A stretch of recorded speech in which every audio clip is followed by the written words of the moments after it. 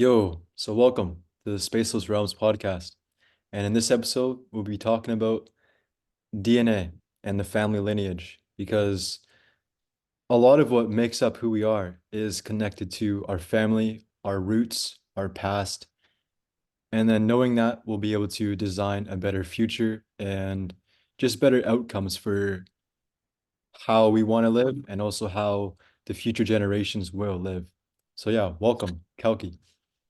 Thank you once again. And I'd like to put on the other side of the spectrum too, for it's very important, your lineage, your roots, where you come from. But we have to remember too, if you're not proud of the roots or the lineages that you have in your direct relatives, your direct parents, remember, family is not just blood family. Sometimes they say blood is thicker than water, but water is purer than blood, and it's 80% of our body. So Mm. realistically, epigenetically, we can restructure anything, which is part of why we're doing this podcast. We can explain that we can restructure anything in our body, anything that we wish to, outside of corrupted lineages, corrupted genetics. If you hate both of your parents and you really don't get along with them and they were abusive to you, or they're racist, or they're out of date, and I hate to put it that way, but there's a lot of bad parents on the planet. There's a lot of good ones too, but there's a lot. I've had some very conflicted parents, to say the least. And I was lucky in many senses compared to many other people that might have been orphans, or that might have grown up in a psych ward, or grown up. I've spent half or a third of my life in and out of psych wards and prisons. But that being said, I've still been able to connect with certain members of my family and my blood lineage, and others just like that. In epigenetics, you can also choose who you associate with and who you don't. And restructuring your entire body and your genetic is as simple as drinking clean, pure water, even filtered with crystals or shungite or anything else, eating healthy nutrition that comes from different shamanic plants, medicines, spices, natural foods, ital foods, vital foods, and putting that in your body in a way um, that doesn't alter you chemically, but also restructures your epigenetics, which is to say, it restructures you on a quantum level to heal the trauma of past generations and the genetics that were defectively passed on to you in those situations where you're not necessarily proud of everyone, let's say. How does a soul choose the DNA that it wants to incarnate into to learn the lessons that it needs to learn in this lifetime, in this incarnation? And how does that Interestingly process enough, go? it has to do, from what the little that I've comprehended. I'm a generalist, but I'm a world wisdom literature postdoctoral scholar, so I've studied many different scriptures, and I would say in many of them they agree that those genetics are not really chosen by us, but rather they're passed down through incarnations. Those are in the Eastern philosophical traditions. In the Western theological ones, they don't talk about incarnations. They hide the knowledge. We've talked about that in the past podcast, so I won't get into it. But the awareness, for example, in India, in Dharma Sanatana, or in Sikhism, or in Sant Mat, or in the Sufi mystical traditions, the awareness of being infinite is as simple as remembering that our lineage comes back reincarnated through us in many senses, but it's on a quantum level, it's on a polymorphic level. So many different people are blended into the one person that we are. If you go back far enough, like you said in your lineage in another podcast, we would find androgynous beings, we would find divine feminine beings, oracular beings, non-binary beings, two-spirit beings, that are star beings, that are sun beings, that are nebulaic beings, that are cloud people, what they call cloud riders or sky peoples. You'd find all these different ancestries across the star systems, just like some people talking about, when we talked about Pleiadian transmissions, or Arcturian ones, or Lemurian ones, or Atlantean ones, or the Saurians or the Anunnakis. There's a way to restructure. Essentially, this reality is like a video game where you have a base character that you're born into, but that can evolve into practically anything. We can shift that. It takes a lot of time. It's not as simple as switching certain features of a face on a video game, but we can trim certain body hairs. We can trim our body. We can train in certain ways to modify and alter ourselves. And then the most important part of that is, I would say, in nutrition and exercise, and in yogic practices, and Venusian arts and martial arts. So you can really become anyone you believe in, but you have to put the work in, and you have to be patient. Mm. When you say put the work in, how does one put the work in and also reap the rewards from that work? I think to me, the people who don't really want to do it, it might be very difficult for them because they're like, I'm not motivated. I'm too far away from my goal. But then imagine the motivation of knowing, let's say you happen to be, someone who's struggling either with anorexia or being overweight. I'll use two extremes. I've struggled with anorexia in some ways. When I was younger, I went down to 120 pounds at 6 foot tall. That's extremely thin. I was literally like on intravenous and I was almost dying because I could barely eat. So I've struggled with that. I haven't gone on the other side of the spectrum, but I've been in situations where my weight has varied from about 120 to 180 pounds. So I know a little bit of both sides of the spectrum, and I would say it's very important for people to realize. You see stories, and I'm sure everyone's seen a story somewhere of before and after pictures that weren't tricked, or of people in your life that have lost hundreds of pounds or gained muscle mass like crazy. An example of that would be Paradox Monk in Mutant Academy.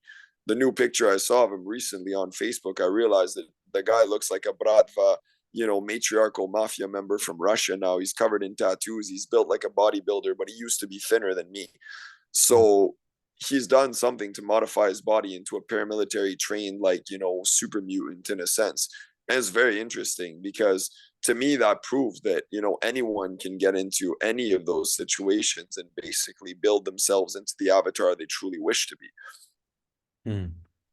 Yeah, speaking from my own experience, like I used to be very unhealthy in a lot of senses and not really overweight, but kind of just like weak in many areas. And a lot of that came from my strength of mind. So when I wanted to really put myself to the test and develop myself as a person and just as someone who I would be proud of being, I went to work on myself. So I started going for a lot of runs. And when I noticed I was running and just like 5 kilometers, 10 kilometers, and I would reach these certain points where I would feel like I would want to stop and I'm at my limit.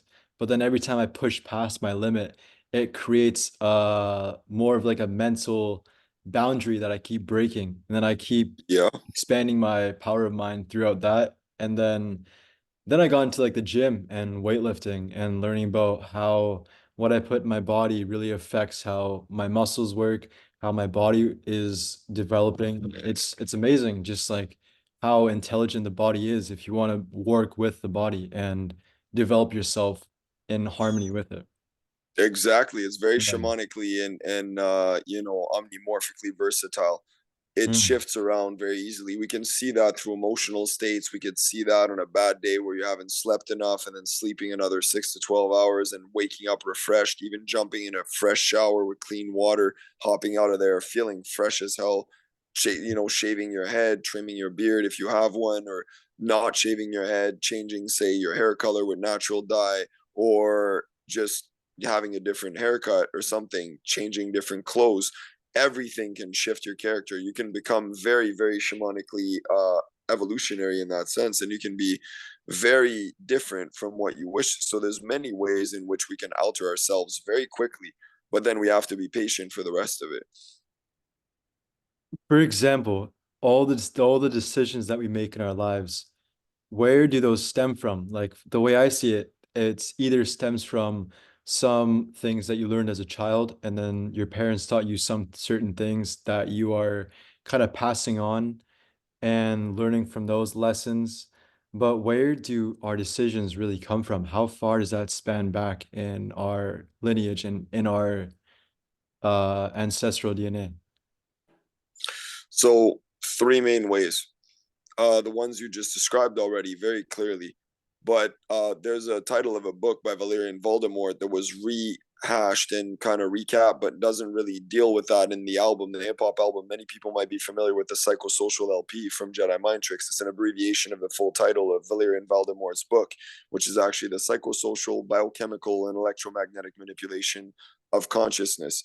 And I've reduxed that book in a different sense and I've rewritten something relating to that. But essentially, those are the three main categories in which we're manipulated psychosocially through the mind and through society, through our lineage and social, backgrounds in the family sense, but also in the extended family and friend sense, in our surroundings, in our relations, in the system we're in our jobs, the people around us, psychologically, through the mind, socially, through the society around us, biochemically, because that's what we put in our bodies: the chemicals, the biological components, the minerals, the elements, the vitamins, the foods, the nutrition, and also electromagnetically through technology, through vibrational frequency, through kinetic energy, which again goes back to the psychosocial in certain cases for biological organisms, and goes into technology as well on the opposite side of the spectrum.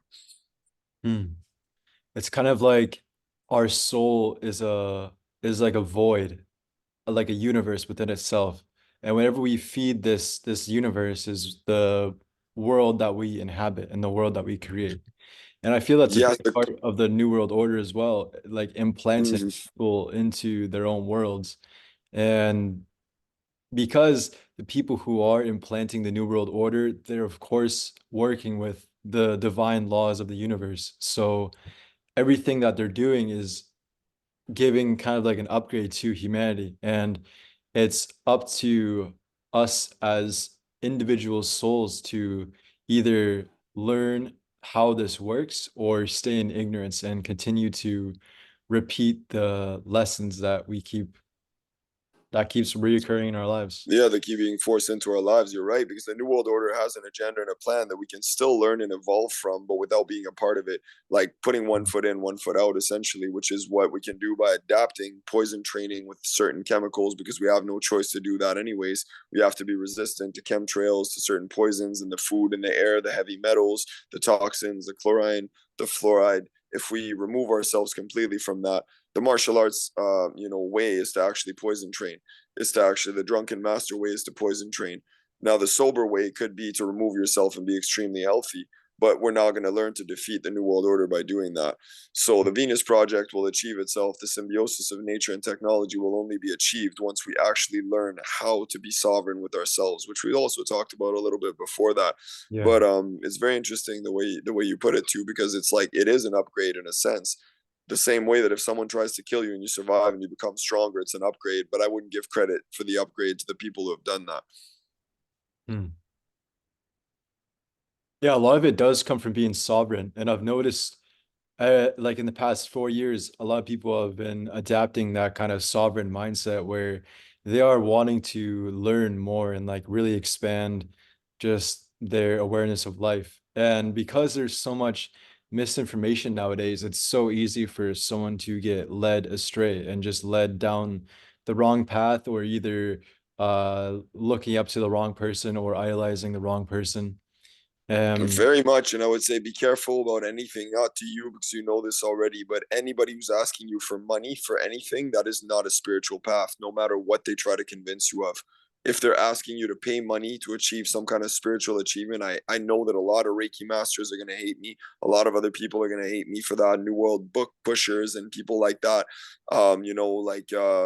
Self help courses, psychologists, psychotherapists that are like $100 a week for $100 a week, 1 hour a week for the next 20 years, and I can maybe help to fix your problems. But mm, realistically, friends and people that are there timelessly, the true spiritual teachers, they don't ever ask for money for anything. They never do, because they don't need it. Everything comes in one way or another. They function through potlatch, they function through community support, through grassroots based movements, support the grassroots, support local, support indigenous, support the diaspora. Don't support the system of anyone trying to tell you you need monopoly money and bills with an evil person printed onto there, representing the patriarchy and the dominion of the mm, New World Order and the world bankers, telling you that you need that in order to achieve something spiritual. Not that you won't get credit for the courses you've learned already doing that, but that does not mean that you ever needed to do that in the first place. You might have learned something regardless of putting a lot of money into it, but you didn't need to do that. True teachers, true spiritual practitioners will never ask you for any money. They might ask you for an energy exchange. They might ask you for even bringing something like crystals, or even trading a story or food or art or anything, but they'll always be open to all forms of exchange. That being said, mm, currency sometimes can be beneficial. mm. So currency, if it's given and offered freely and the person says, no, I would like to pay you, that can make sense. Currency is current, so like kind of like currents of energy. Yes. So, Exactly. And the energy is corrupted, but if you're using it at the end of the day, that's why I never hang out. My bank account's always empty. I never hang out to the money that's on there. And the bank account's not even mine, it's a Mutant Academy bank account. So I don't even, I use that every time for medicines. I use it to support, like for living, for bills, for whatever I need it for. But at the end of the day, I spend it as quickly as I can because I don't believe in keeping any money in the bank. It's profiting the bankers to leave it there. hmm, that's why if you were to keep your money in like crypto or some decentralized currency that you can trust, when you do your due diligence and do your research on certain decentralized currencies, that's something I personally recommend to kind of stray away from the standard banking system for sure. Of course, but then Yeah. even crypto is a transitional situation, which isn't really much. It's decentralized compared to centralized, but the problem is it's still numbers on a computer screen, so it doesn't really translate into anything. The crypto isn't from a giant company that's helping to save the world. They're all very cryptic companies. It's called crypto for a reason. It's encrypted. It's cryptic. Like it's difficult to decipher. So Hmm. I still have crypto, but I let somebody else take care of that. A good friend of mine, um, Apple the dog, Apple Beats, that actually helped me with that because I barely knew him, but I knew I could trust him instantly with thousands of dollars because I got scammed the first time I actually did that. And I want to tell people out there, definitely don't just jump into that lightly because at the end of the day, crypto still needs to be translated back into regular currency to be used for practically anything. So it really doesn't, and it's very complex to pull it out. I have friends that have been waiting for months to try to unblock their crypto, not even large amounts, and they can't do it. A lot of it's been blocked in many different senses. Yeah, it's definitely something that you have to do your research on and Yes. go into it on your own as well. Don't go into it with other people and like have like wallets tagged with other people because then that would just cause unnecessary things down the road for sure. Yeah, it's kind of like somebody who knows, who's been an expert trader in Wall Street for the whole life, but in a decentralized sense in crypto. If you don't know what you're doing, you're not going to just jump into Wall Street and start being like, put 800 here, put 900 there. Okay, switch that over to this. Ooh, I got to look, you got to follow patterns. You got to look at like, so it's a whole lifetime dedication. But I prefer right now, I believe that everybody should invest in land and property. And I mean mineral properties, I mean crystals, I mean like, sacred items like a house, beautiful furniture, but like not necessarily designer or anything, no slave labor. I like secondhand thrift stores. Thrift stores are a gem. They're a hidden gem for so many people that don't thrift shop. Please go thrift shop, support your community, support yourselves, save money, find unique items, and then feel good about what you bought and supporting the community. And the community supports you through that too. I wanted I to would ask you never be about mad if it wasn't for the thrift shops. hmm, I wanted to ask you about thrift shops and how that energy exchange works. Like, I don't know, like in my mind and in my intuition, it feels kind of weird wearing someone else's clothes that they've worn their life. Their karma is attached to that, their energy is attached to that. It really isn't. It actually isn't. It's a misconception. I'll tell you what is attached to the clothing. If you're buying slave labor clothing, which is what most people is, the suffering and the karma for the people that have created the clothing is going directly back onto you. It's like picking up a cursed item with minus 16 agility or something in a video game. Hmm. Like essentially buying anything new that's not supporting local, and that's at the end of the day, when you're washing something, it's like cleansing a crystal. It's like if you told me somebody's giving you a crystal, it's got bad energy because it's not brand new, but it's never brand new. It has millions of years of information and memory stored within it, billions sometimes even. So at the end of the day, I get it because a lot of people have told me that, but it's a huge and very common misconception that you can't wash clothes. I mean, at the end of the day, what about, let's say your theory right there, let's say, you get really drunk one day, you get sick, you puke all over your shirt. What do? Throw away the shirt because the energy's ruined? No, I would wash it. Exactly. So you're cleansing the energy out of that. Same principle on a psychic level from others. So thrift shops are amazing for that. And when you know how to feel energy, you can even feel that you can get energy from a person that's even better than you and be able to be blessed enough to wear a piece of protection, what I call God body armor or goddess body armor, like protective clothing that gives you positive attributes because it's non-slave labor. It's supporting the community. It's supporting local people. It's much cheaper. It's unique. You can find pieces that nobody else has. And that's one reason I have a lot of respect for Macklemore for making that. the thrift Oh yeah, store thrift song. I shop. forget what it's Yeah, called. Thrift shop. It's a really good yeah. song. I like that. Damn, that's a OG song. Yeah, that brings back a lot of good memories. What would you say, like we were talking about this yesterday, like if you put rosemary oil on the crown of your head and then you went thrift store shopping, would you be able to discern kind of the energy of the clothing? Quite possibly, but I would say it really relates a lot more to me. It related a lot more to products in like in stores that are commercial. The thrift shop sometimes is more complex, but you can feel the energy still. And sometimes you just pick a shirt. You know that if you get a like an activist shirt that's talking about saving the planet, you know it's going to be good energy in general. You know, if Hmm. it's like a Patagonia shirt about saving the environment or something, or like a North Face piece or something that they're saving like a lot part of the planet or something, and they're recycling, upcycling, and encouraging people to reuse, then you know you'll get good energy from that. Even if it's a person that like at the end of the day, it would be like saying I used to drive, and I still would drive anti-cop cars that are decommissioned bulletproof cop cars, but I'm not going to say if some of the cops were probably a lot of them were shitty, but the car, it's not the car's fault. You clean the car, you put art on it, the car's very glad. It's like adopting a youth in a sense. They like a piece of, from a Shinto perspective, from a Buddhist perspective, it's like choosing an item that's been defiled, that's been abused, and then cleansing it, washing it, making it sacred and whole again.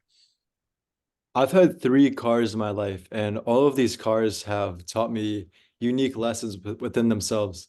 And these cars like felt like some sort of entity or some sort of being that I was Yeah. able to connect with. Kind of like riding a horse, just Yes. it's like a mechanical horse. And Some people give names to them. So yeah. I wanted to ask you like even though it's a inanimate object and it's not something that we would say is living in that way, how do those inanimate objects have an essence and how do they have like a sort of an intelligence if you are able to tap into it? It very much is living, actually, because if you think about it, everything is restructured from planet Earth. So it's Yeah. all living matter. It has a vibrational frequency, just like the crystals, just like anything else. The crystal is not a living being to most people, but it is. It's a mineral form of consciousness. The car is a mineral and technological form of consciousness. So it's an AI at its early stages in that sense. And it's a hybrid AI that's also partially polluting and other stuff, but it could be made more efficient, it could be fixed, it could be upgraded, it could be modified. There's Mm. a lot of different ways in which Shinto philosophy, for example, expresses that all living things are imbued with an essence, even what we consider things which aren't things. That's why in Buddhism they say there is no thing, it's all energy and consciousness. It's a vibrational field. You can, if you get close enough to the car on a molecular level, if you blew it up, you might not even be able to tell the difference between where your hand ends or where your body ends and where the car's body begins, because Mm. it would just be in a like a structure of atoms essentially. It's a Mm. different structure, but there is different, I wouldn't want to call it genetic codes because there's no genes in minerals, but they are like there's something that would be an equivalent level on a mineral level of consciousness.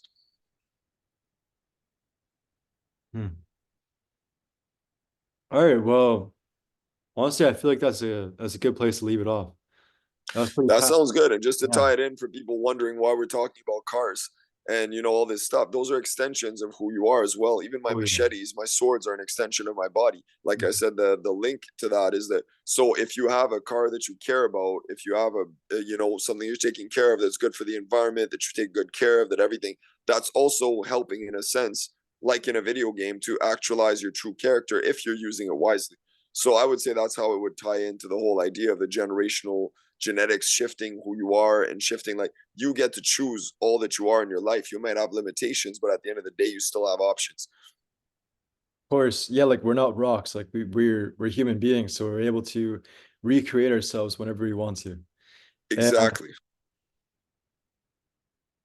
yeah, just like the if you see the world as your family, and if you see kind of like the world as a child, and you're and like a part of yourself as a child as well, and you nurture that connection, then you're able to yeah, just grow and thrive. But if I you agree like a entirely. like a disharmonic balance where you think it's you versus the world, you're only gonna get beat up by the world, and then you have to learn those lessons down the line. Unless you do a Tupac thing and it's you against the world and you end up taking on the whole planet, and then you're like, but not the whole planet in a way of like the rainbow tribes, but you take on all the forces of evil, but you're like, I'm going to be on the front lines. You can pull it off. And even if you die a martyr, at least you stood for something good. So there's exceptions to everything. I would say in French, we say the exception confirms the rule. So it just means that what you're saying is true, but there's always exceptions in there. L'exception confirme la règle. Honestly, that's a great place to leave it off. I love how you add that in. Thank you. Yo, Well, thank you. I bless the space. Respect.